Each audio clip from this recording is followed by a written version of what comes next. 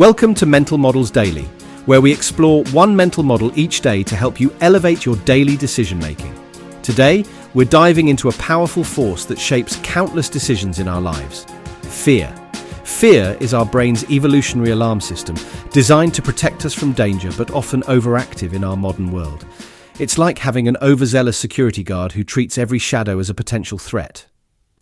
Understanding how fear influences our decision-making is crucial because it can either protect us from genuine threats or paralyze us from taking necessary risks. A compelling historical example of fear's impact is the 1933 US banking crisis during the Great Depression. As fear spread about bank insolvency, millions of Americans rushed to withdraw their savings, creating the very bank failures they feared. President Roosevelt's famous quote, "The only thing we have to fear is fear itself," addressed this self-fulfilling prophecy. It's like a crowd rushing for the exit because someone yelled, "Fire!" The panic itself becomes more dangerous than the original threat.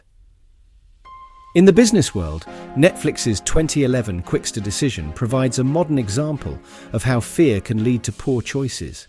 Fearing the decline of DVD rentals, Netflix hastily announced splitting its streaming and DVD services, causing customer outrage and a 77% stock price drop. They quickly reversed course, but the fear-driven decision cost them dearly. It's like jumping out of a moving car because you're afraid it might crash.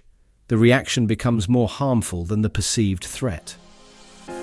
Let's explore 3 ways to thoughtfully manage fear in our daily lives. First, implement the fear setting technique by writing down your fears and systematically analyzing their real probability and potential consequences. It's like turning on the lights in a dark room. Most of the scary shadows turn out to be ordinary objects. Second, use the 10-10-10 rule when making fear-based decisions. How will you feel about this decision 10 minutes from now, 10 months from now, and 10 years from now? It's like viewing your fear through different camera lenses, close-up, medium, and wide angle to gain perspective. Third, practice gradual exposure to manageable fears in controlled environments. If you fear public speaking, start by speaking to small groups before tackling larger audiences. It's like building muscle. You start with lighter weights before attempting heavier ones. In conclusion, fear is a powerful mental model that can either serve as a protective force or a destructive influence on our decision-making.